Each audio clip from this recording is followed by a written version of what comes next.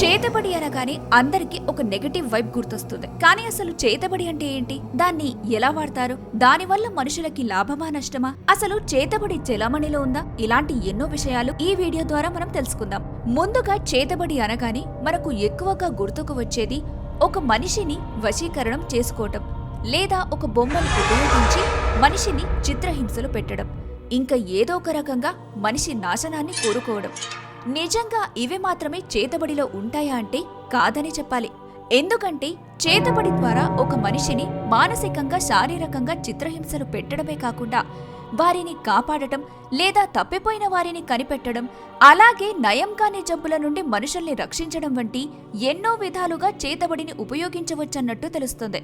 గత కాలంలో మాత్రం చేతబడి చేసేవారు దీన్ని ఎక్కువగా వేరే మనుషుల నాశనంలోనే ఉపయోగించడంతో చేతబడి అనగానే అదొక దుష్టప్రయోగమన్న పేరుగానే ఎక్కువ ప్రాచుర్యం పొందింది. ఇక ఈ చేతబడి చేయటానికి చాలా రకాల పద్ధతులు మరియు మంత్రాలున్నాయంట. ఈ చేతబడిని గతంలో కొన్ని యుద్ధాలలో కూడా వాడినట్టు తెలుస్తుంది. ఇక ఇప్పటికీ కూడా చాలా ఊర్లలో చేతబడి చేస్తూ ఉన్నారన్న మాటలు మనం అక్కడా ఇక్కడ వింటూనే ఉంటాం. అసలు ఈ చేతబడి ఎలా పనిచేస్తుందన్న వివరణలోకి ఒక్కసారి వెళ్దాం. దీనికి 3 రకాల పాసిబిలిటీస్ ఉన్నాయి. 1 మాయలు మంత్రాలు, 2 సైంటిఫిక్ వే, ఇక 3ది సైకలాజికల్ వే. ముందు మాయలు మరియు మంత్రాలకు సంబంధించిన వివరణలోకి వెళ్తే, ఓం అనే ఉచ్చారణలో ఒక పాజిటివ్ వైబ్ ఉంటే క్రీమ్ అనే ఉచ్చారణలో ఒక నెగటివ్ వైబ్ ఉంటుందని మనం వినే ఉంటాం. అలా కొన్ని రకాల మంత్రాలుగా పిలువబడే మాటలు ఉచ్చరించడం ద్వారా ఆ ఉచ్చారణని బట్టి ఒక రకమైన శక్తి వెలువడుతుంది.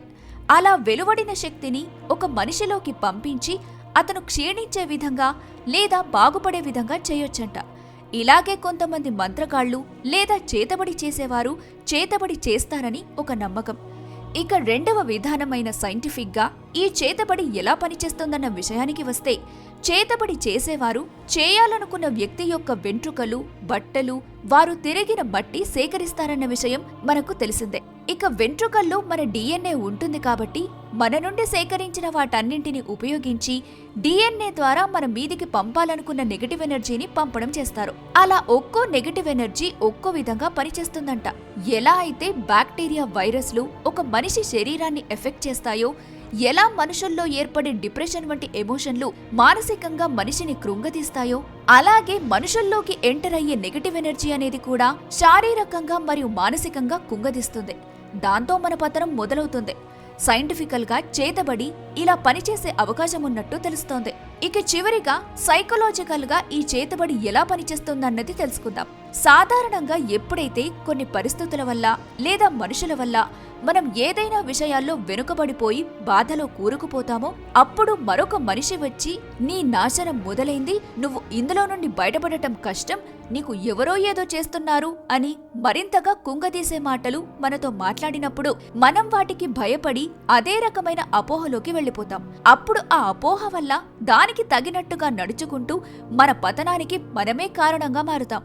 మీరు బాగా గమనించినట్టయితే హిప్నటైజ్ చేయాలి అనుకున్న మనుషుల దగ్గర కూడా మనం కాకూడదు అని పట్టించుకోని విధంగా బలంగా ఉంటే ఎవ్వరూ కూడా మన మెదడుని కంట్రోల్ చేసి వారి వశం చేసుకోలేరు. కాబట్టి ఎటువంటి ఎనర్జీని కానీ లో ఫీల్ ని కానీ మనం పట్టించుకోకుండా ధైర్యంగా ఉండి మన మెదడుని ఆధీనంలోకి ఉంచుకున్నప్పుడు ఎవ్వరూ కూడా మన మెదడుని వశపరుచుకొని వారికి నచ్చిన విధంగా వారి చర్యలకు లోబడేలా చేయలేరు. ఇలా 3 రకాల్లో ఏదో ఒక విధంగా చేతబడి పనిచేసే అవకాశం ఉంది. అయితే 3ంటికున్న పరిష్కారం మాత్రం ఒక్కటే. మనం ఏ విషయాన్నైతే బలంగా నమ్మటం మొదలు పెడతామో ఆ నమ్మకమే నిజమవ్వటం మొదలవుతుంది. ఎందుకంటే మనం బలంగా నమ్మే వాటిని మన మెదడు ఊహించుకొని అలాంటి మార్పులు మనలో తీసుకొచ్చే అవకాశాలున్నాయి. కాబట్టి మనల్ని ఎటువంటి ఎనర్జీ ఏమీ చేయలేదని నమ్మి మన మెదడు మరియు మనసుల్లో వేరే ఆలోచనలు ప్రవేశించకుండా ఉంచినప్పుడు, అలాగే మనకు మనం ధైర్యం చెప్పుకొని ధైర్యంగా కొనసాగినప్పుడు ఎటువంటి చర్యల వల్ల మనకు ఏమీ కాదు.